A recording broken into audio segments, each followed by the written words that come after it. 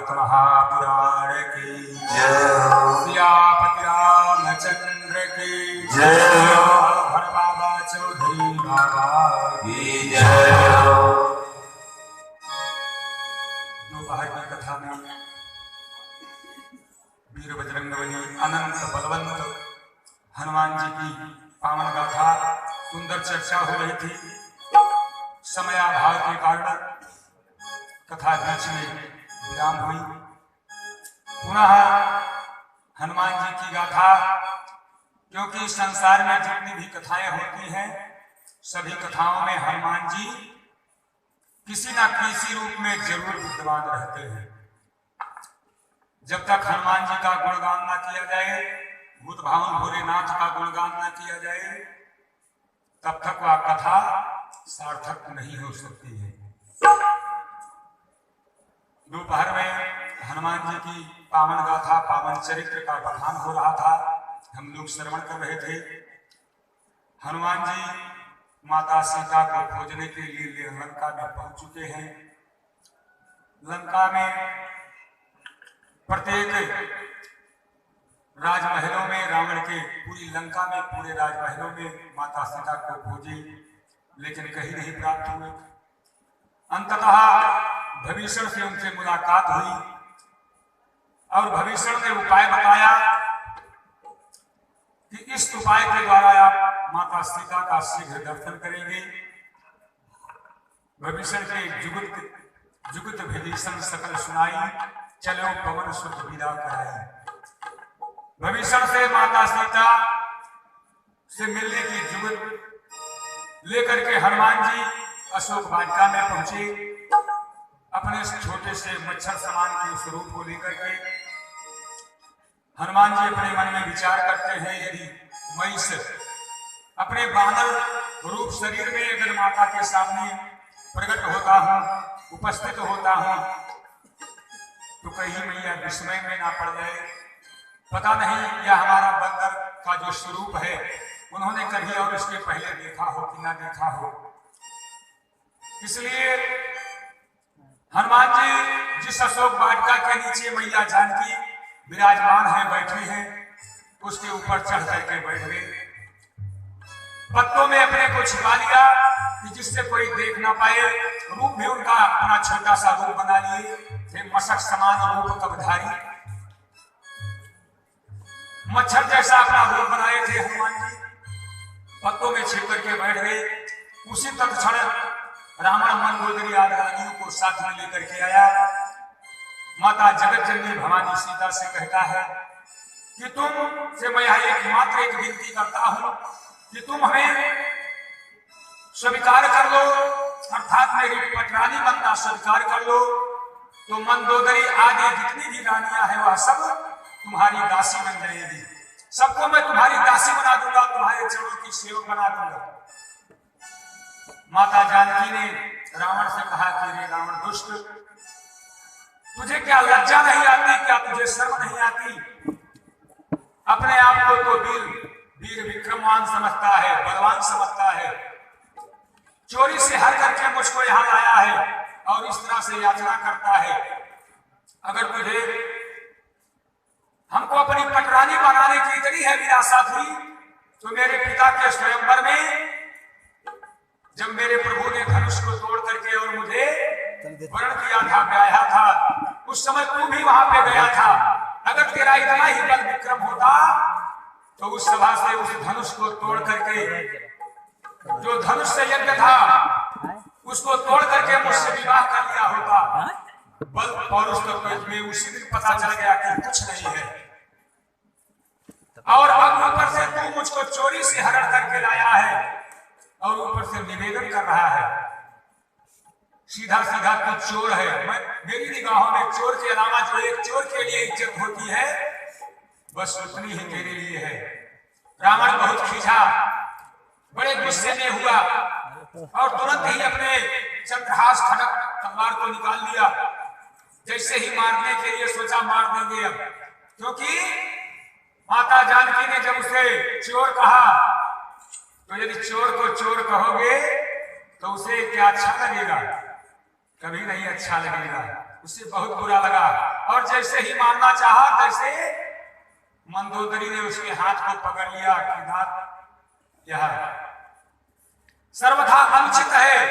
एक अबला आप वीर महावीर कहे जाते हैं, लंकाधीश हैं, आपसे सारे ब्रह्मांड के सारे देवता आपसे थर थर कांपते हैं और आप अपनी वीरता एक नारी पर अगर दिखाएंगे, अगर यह इस पे प्रहार करेंगे तो संसार में आपका नाम कलंकित होगा।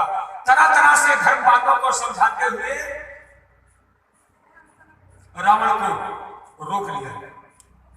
रावण ने जाते जाते माता सीता से कहा कि मास दिवस जो कहा न माना तो मैं मारब काहे कृपाना।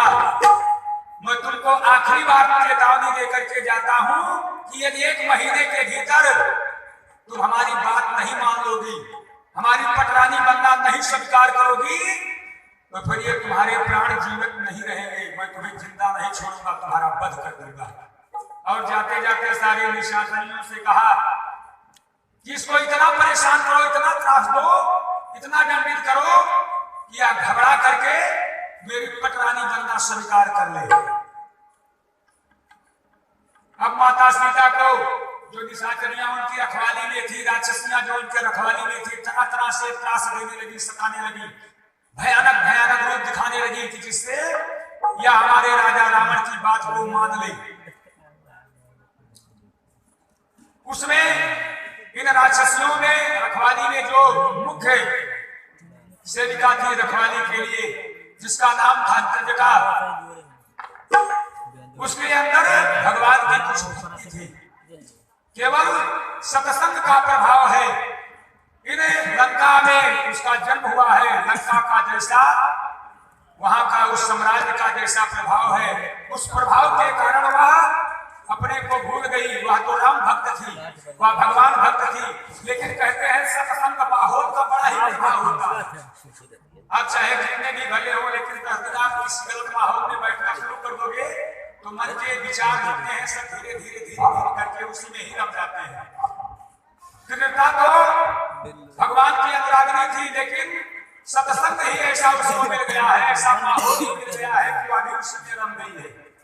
लेकिन जो अंदर का भक्ति प्रवाह है वह कभी छिपाए नहीं छिप सकता है। जब वह माता जगत जननी सीता को सारी राक्षसियां त्रास देने लगी, सताने लगी, भयानक रूप अपना दिखाने लगी, डराने लगी, कृष्णा ने सबको रोकते हुए कहा कि आप लोग जो कर रही हो ये अच्छा नहीं कर रही हो, क्योंकि आज रात में हमने एक भयानक सपना देखा है। और सपना क्या देखा है? सपने बानर लंका जारी और जात भान सेना सबमारी, खरयारूढ़ लगन न शीशा, मुंडित सिर खंडित भुजबीसा, यह दिशो दक्षिण दिश जाई, लंका मनहु भभीषण पाई। आज रात्रि में इनको मत सताओ, ये साधारण नहीं है, अरे तो जगत जननी है। आज हमने रात में सपना देखा। ऐसा सपना, एक बानर आया है लंका में, सारे लंका को उजाड़ दिया है, तहस नहस कर दिया है, सारी लंका को जला दिया है। अरे और तो और अपने राजा रावण को वह लंका करके उसके सिर को मुड़वा करके गड्ढे पे बिठा करके दक्षिण दिशा को यमराज ले जा रहे हैं। ऐसा हमने भयानक सपना देखा आज रात्रि में। इसलिए इनके त्रवस से बचो, कहीं अगर ये सपना सच हो गया, और मैं सच कहती हूँ यह सपना जरूर सच होगा, क्योंकि रात्रि के अंतिम पहर में जो देखा गया सपना जरूर सच होता है।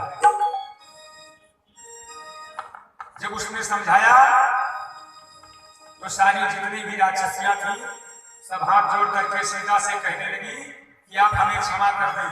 उनको क्योंकि डर था कि कहीं अगर हमारा भी नाम बता दिया तो हमारी भी खैर नहीं होगी। सारे हाथ जोड़ करके माता जगत जननी सीता से प्रार्थना करती हैं सारी राक्षसियां कि अब हम आपको कोई त्रास नहीं देंगे, बल्कि आपको जिस भी वस्तु की कामना हो, आवश्यकता हो, वह संकोच हमसे मांग सकती हो, कह सकती हो, हम तुम्हारी हर तरह से ही सहायता करेंगी अपने राजा रावण से छुप करके। और इस तरह से निवेदन करके सारी राक्षसियां अपने अपने नित्य क्रियाक्रम में चली गई।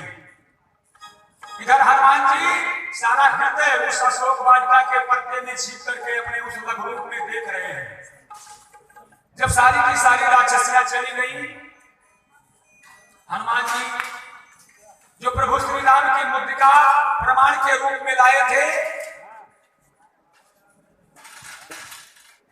उसको माता सीता के सामने गिरा दी।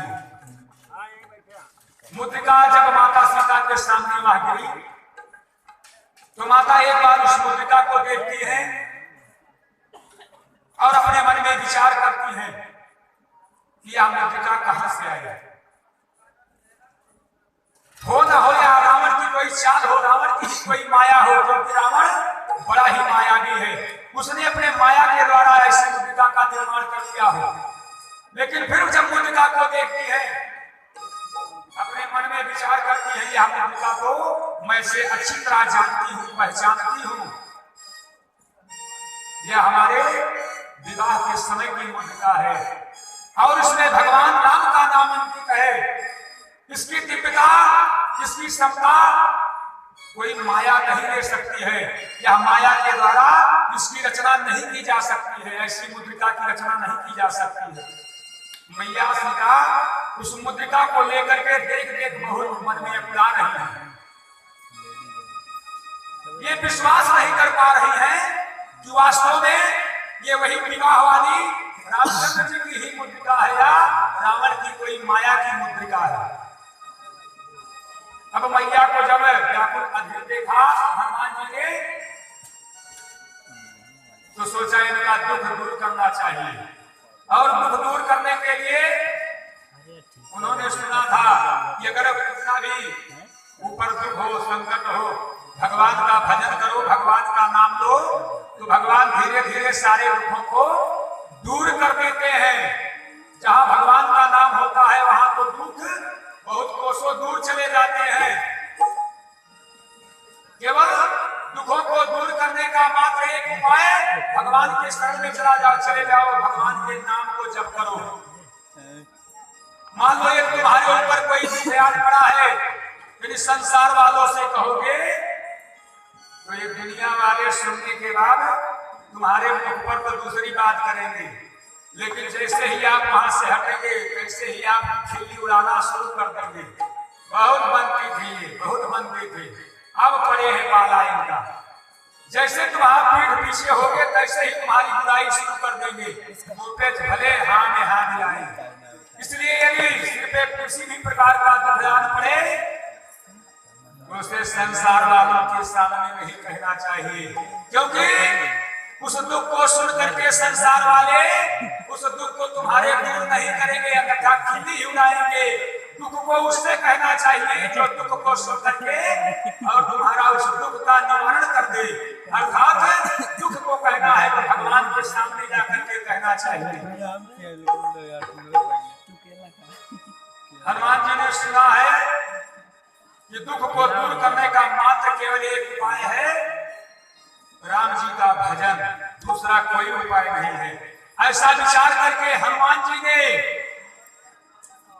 उसी अशोक वृक्ष के ऊपर से ही रामचंद्र कूदे अरे बरनाए लागा, रामचंद्र कूदे बरनाए लागा, सुनता ही सीता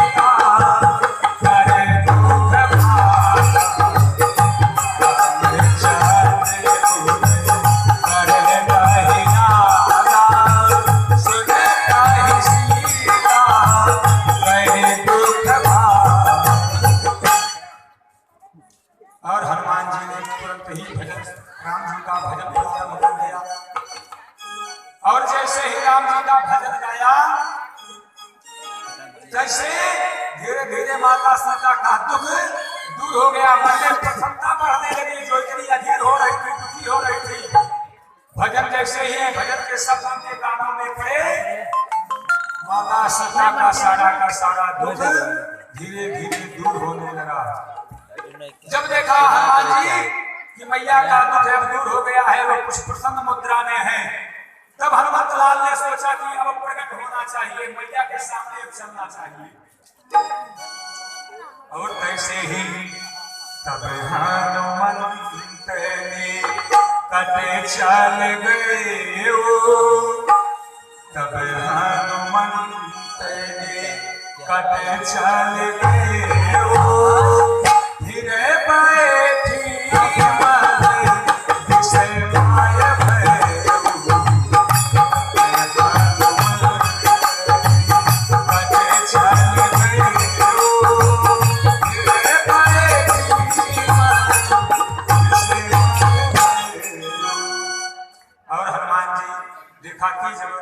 प्रभु के राम के भजन गाने से मैया का कुछ दुख दूर हुआ। हनुमान जी ने प्रत्यक्ष अपने को उपस्थित कर दिया, अर्थात मैया जानकी सीता जी के सामने प्रकट हो गई, जाकर के हाथ जोड़ करके खड़े हो गई। जब हनुमान जी माता जानकी सीता जी के सामने खड़े हुए, सीता जी हनुमान जी के इस छोटे से, क्योंकि मशक समान रूप को धारी हो तो छोटे मच्छर जैसा रूप बना करके गए हैं, उस रूप में एक बंदर को देख करके माता जानकी बड़े विस्मय में पड़ गई। फिर वही कहीं रावण की कोई माया ना हो, कोई रावण चाल ना चल रहा हो, क्योंकि आज तक ऐसा रूप वाला स्वरूप वाला मैया सीता ने लंका में किसी बंदर को नहीं देखा था। विस्मय में पड़ गई है। हनुमान जी ने कहा, हे मैया, मैं शपथ पूर्वक कहता हूं कि मैं प्रभु श्री रामचंद्र जी का दूत हूं, उनका सेवक हूं। हे माता, तुम्हारी सुध लेने के लिए मैं यहाँ पे आया हूं।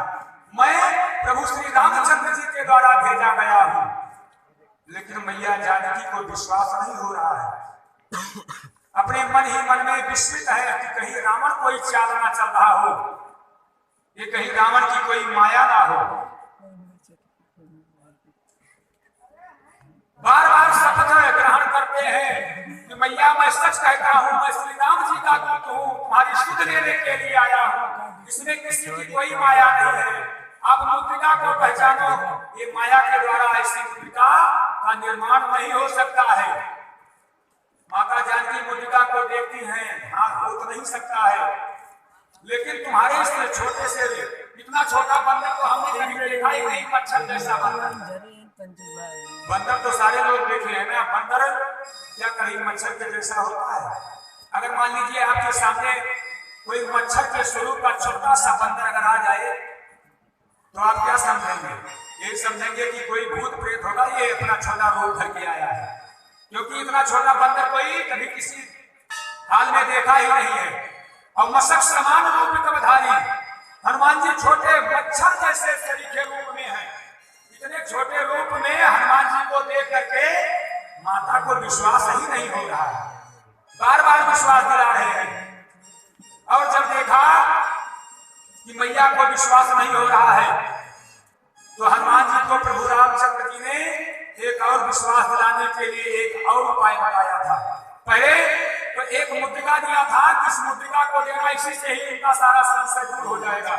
मान लीजिए इस मुद्रिका को देख करके भी यदि उनका संशय नहीं दूर होता है तो मैं तुम्हें एक उपाय बतला रहा हूं, एक मैं तुम्हें नाम बतला रहा हूं। जैसे ही यह नाम उनके सामने लोगे तैसे ही उनको यकीन हो जाएगा, क्योंकि यह नाम उनके और मेरे अलावा दूसरा कोई नहीं जानता है।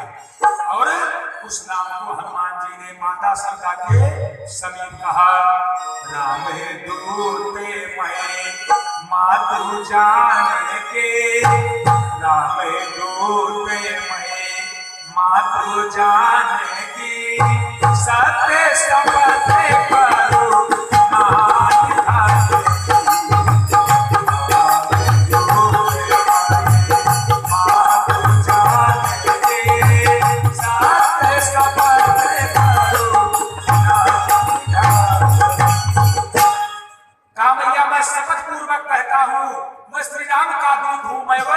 कृपा निधान का दूत हूं। और जैसे ही कृपा निधान कहा, माता जानकी को विश्वास हो गया, पूर्ण विश्वास हो गया कि यह कोई और नहीं बल्कि हमारे प्रभु श्री राम का ही दूत है, क्योंकि यह कर्मा निधान नाम भगवान का स्वयं जानकी ने पुकारा था जानकी जी के अलावा, सीता जी के अलावा या करुणा निधान भगवान राम का नाम और कोई नहीं जानता था। केवल भगवान राम का वह नाम नहीं लेती थी।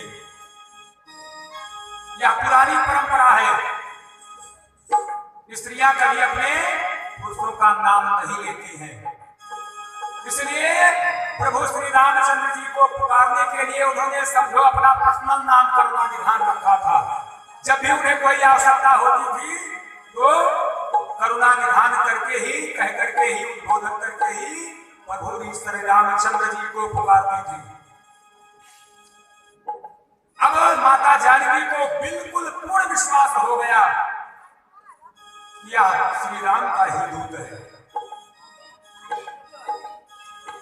कपि के वचन सप्रेम सुनी, कपि के वचन सप्रेम सुनी, उपजा मन विश्वास, मन क्रम वचन यह कृपा सिंधु करदास। यह मन से तो है ही, या तन से भले ही छोटे से रूप में है, लेकिन इसका रहस्य प्रभु ही जाने कि इतना छोटा सा जो कि बंदर हमने देखा नहीं है, भगवान की माया है। भगवान भी किसी को छोटा बना देते हैं, किसी को बड़ा बना देते हैं, किसी को इतना बड़ा बना देते हैं। यह सब माया है भगवान की। भगवान की माया को समझ करके ये मान लिया कि ऐसा हो भी सकता है। यह मन क्रम और वचन से यह सही कह रहा है। यह कोई रावण की माया नहीं, बल्कि यह प्रत्यक्ष प्रभु श्री राम के ही दूत हैं। हनुमान जी भैया जानकी से कहा कि भैया अब आपको यकीन हो गया, आप निश्चित हो जाएं, सुनिश्चित हो जाएं और आप अब कोई चिंता ना करें, क्योंकि माता जानकी ने पूछा कि कहो वहां पे लखन कैसे हैं, हमारे प्रभु जी कैसे हैं, क्या कभी हमारी सुधि रखते हैं, क्या कभी हमको याद करते हैं। हनुमान जी ने कहा कि हे भैया, ये तो आपकी सुध ना रखते होते, यदि आपको याद ना करते होते तो मुझे यहाँ पर आपकी सुध लेने के लिए क्यों भेजा। वो बड़े ही व्याकुल हैं, दिन रात वहां आपकी ही चीज का चर्चा होती है। हे भैया, अब तक उनको खबर नहीं थी कि तुम कहाँ हो, और जैसे ही मैं यहाँ से जाऊंगा और जाकर के जैसे ही प्रभु से संदेशा कहूंगा, आप विश्वास मानिए कि जल्द से ही जल्द अरे निश्चर मारे तो लाए जई है, कहा निश्चर मारे तो हिलाई जई है, केहू पूरना आज जा सकती है।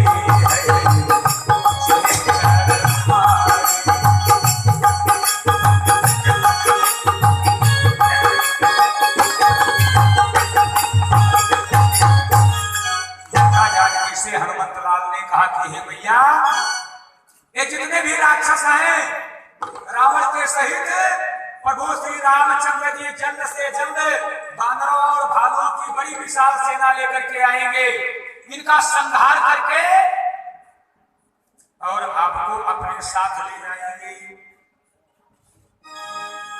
इस तरह से जब माता जानकी से हनुमत लाल ने कहा, माता जानकी ने हनुमान जी को देख करके कहा कि मोरे हृदय परम संदेहा, हमारे हृदय में संदेह हो रहा है, क्या हनुमान तुम्हारे जैसे ही श्री रामचंद्र जी के सहायता में इतने ही छोटे छोटे बानर और भालू होंगे, वो इतने विशाल काय इस लंका में राक्षस हैं, इनसे कैसे इन पर विजय प्राप्त कर पाएंगे, इनके सामने कैसे टिकेंगे, और तुम कहते हो कि सबको मार करके इन पर विजय प्राप्त करके हमको ले जाएंगे। तुम्हारे इस रूप को देख करके हमको संशय हो रहा है कि राक्षस इतने बड़े बड़े विकराल और तुम इतने छोटे, क्या तुम्हारे ही जैसे बानर और भालू भी छोटे छोटे हैं जो उनकी सहायता में आएंगे। तुम्हारे इस रूप को देख करके मुझे संदेह हो रहा है, मोरे हृदय परम संदेहा। हनुमान जी ने सोचा माता का संदेह भी मिटा देना चाहिए। अर्थात अपने रूप में हमको अब आना चाहिए।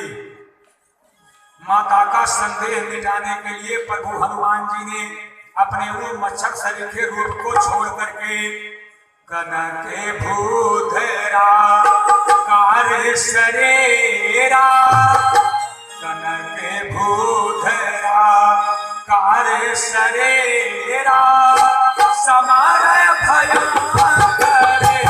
अधिकार बेरा, कार्य सरेरा।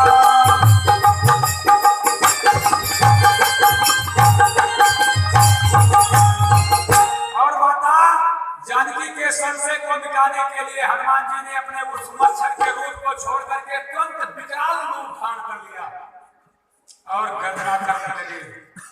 माता जानकी ने जब देखा हनुमान जी के इस विशाल रूप को तो देख करके दंग रह गई, मानो जैसे बड़े बड़े योद्धा बड़े बड़े शूर केवल रूप को ही देख करके धनुष बाण नीचे उनके पैर गीले हो जाने वाले थे। ऐसे रूप को जब देखा मैया जानकी ने हनुमान जी के उस विशाल काय रूप को, तो अब तक यही समझ रही थी कि ये छोटा सा बंदर और इतने बड़े बड़े ये राक्षस क्या करेंगे, ये छोटे छोटे बंदर कैसे हमको श्री रामचंद्र जी इसके पैर से मुक्त कराएंगे। लेकिन जब हनुमान जी के इतने विशाल काय रूप को देखा, सीता मन भरोसे ताप भय वो, उनको विश्वास हो गया कि अब वह दिन दूर नहीं है जब प्रभु श्री रामचंद्र जी आएंगे अपने वानर बांधवों की सेना को लेकर के और दुष्ट रावण के सहित सारे राक्षसों का संहार करेंगे। सीता माने भरोसे ताप भय वो, मुनिला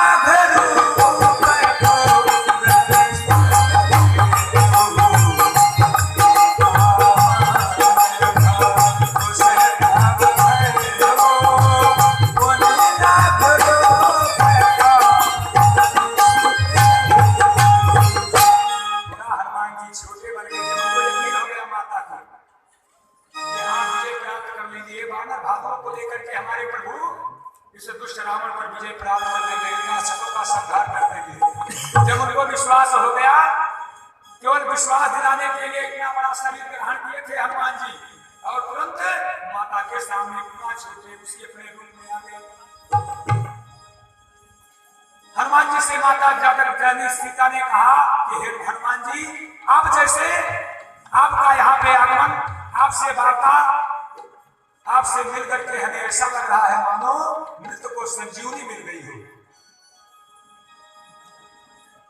तुमने तो हमारे जैसे प्राण निकल रहे थे उन प्राणों को पुनः जीवित ही कर दिया है। इसलिए हे बेटा, जहां भी रहो, जैसे भी रहो, जैसे तुमने हमारे दुखों को दूर कर दिया है ऐसे मैं तुम्हें आशीर्वाद देती हूँ। और माता जानकी ने प्रभु हनुमंत लाल को आशीर्वाद देते हुए कहा, अजरे हमारे पूरे निधे सुत हो,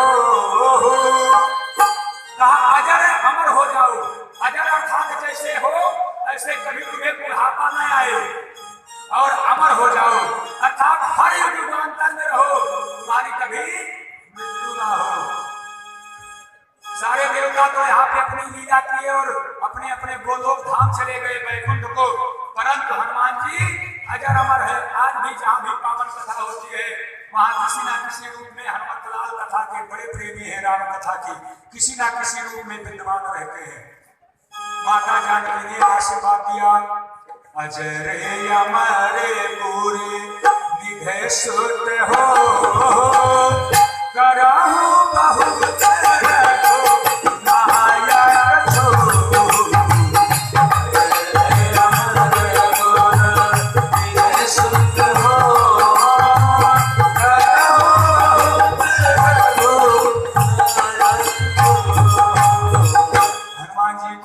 आशीर्वाद दिया कि तुम अजर हो जाओ, तुम्हें कभी बुढ़ापा ना घेरे, तुम अमर हो जाओ, कभी भी किसी काल में तुम्हारी मृत्यु ना हो। और उसके साथ साथ में आशीर्वाद दिया, यदि कहीं राम अरे मंदिर होगा, यदि कहीं राम मंदिर होगा तो राम दुलारा भी होगा।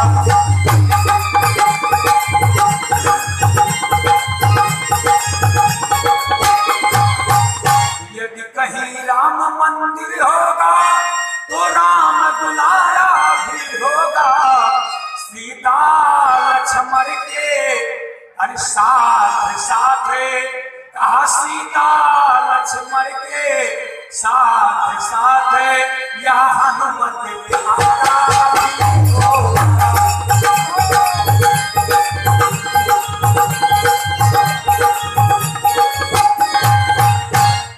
और इस तरह से माता ने कहा कि तुम अजर अमर हो जाओ और हर युगांतर में युग युगांतर में तुम्हारी चर्चा होती रहे, तुम्हारी महिमा गाई जाती रहे। जहां प्रभु श्री राम की चर्चा होगी